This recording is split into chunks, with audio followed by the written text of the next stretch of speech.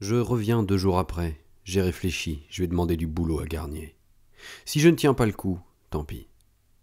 J'arrive à 6h15 le soir. À peine à 300 mètres, j'entends la lame et surtout des cris brefs, de vrais aboiements qui résonnent sous la tôle.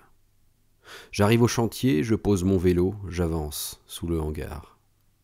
Un bruit énorme m'assourdit immédiatement. D'abord le bruit de fond de la chaudière qui halète à chaque trait, puis le roulement sourd des chariots sur la voie sans arrêt, leurs ferrailles grelottantes et secouées chaque fois que les griffeurs jettent une bille dessus. On a l'impression de se cogner à ces vagues sonores tellement elles sont violentes, denses, presque palpables. Les hurlements brefs du scieur qui donne la dimension à l'homme de manivelle percent parfois dans ce bordel assourdissant, et par-dessus tout règne du bal exténuant.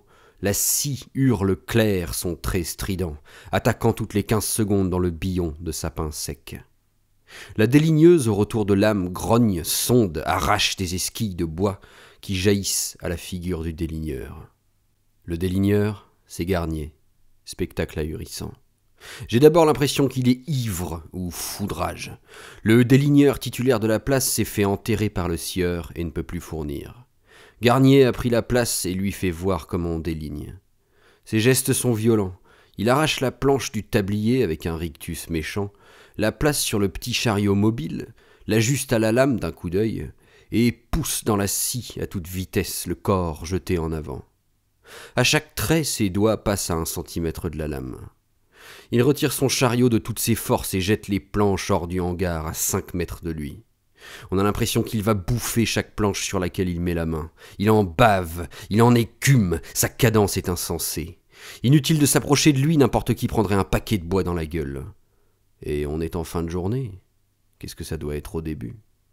Le soleil qui baisse envoie ses rayons sous le hangar et frappe la scie qui brille, seule, 1 seconde, et disparaît dans un éclaboussement de sciure dorée au cœur du billon de sapin, lancé de toute la vitesse de l'automatique. Le tireur ramasse les planches qui tombent devant lui et les jette sur le tablier de Garnier. Les griffeurs griffent une bille. Ils sont à poil. Je vois les muscles de leur dos se tordre.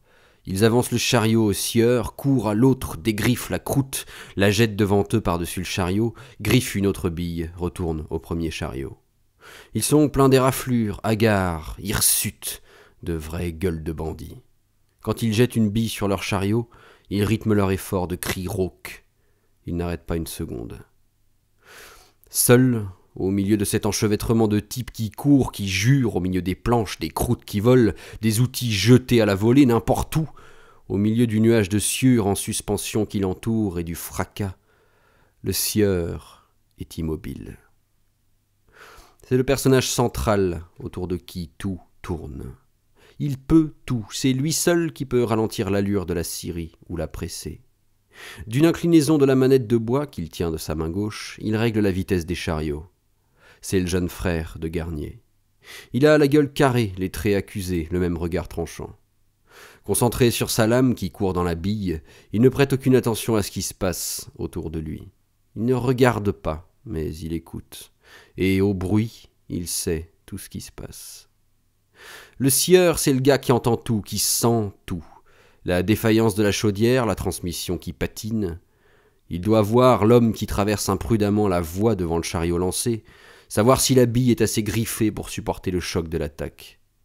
Il doit sentir dans ses fibres, dans son corps qu'il faut ralentir quand la scie peine ou qu'il peut pousser sans danger. On n'apprend pas le métier de sieur, on est sieur. Aucun travail musculaire, mais quelle responsabilité. J'ai vu parfois plus tard Garnier hurler tout d'un coup « Tirez-vous, ça va péter !» Personne n'a rien vu.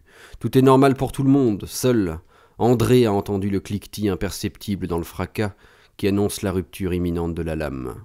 30 secondes après, coup de canon, tout a pété. Seul, il savait. Pour l'instant, Robert Garnier, le masque dur, surveille sa lame. De temps en temps, il hurle un chiffre au petit gosse qui donne la dimension. Quand le môme se trompe, il le menace du poing avec une bordée d'injures. Tout ça me fait penser à un champ de bataille du XIIe siècle. Ça devait faire le même bruit, ça devait être la même activité. Cette ambiance de bagarre est réelle.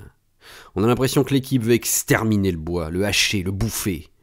Ici on ne pose pas, on jette, on lance. Le moindre objet qui embarrasse est projeté n'importe où, au loin, à toute volée. Ici on ne se dérange pas pour pisser, on pisse où on est. Les griffeurs sur leur chariot, le scieur à sa place, etc. Pas de temps à perdre. Jamais on arrête, car il faut fournir. Arrêtez 10 secondes, tout vous bute au cul. Les gars qui portent les planches, les madriers vous emboutissent, les croûtes vous sifflent aux oreilles, et un hurlement de garnier vous tire de vos rêves.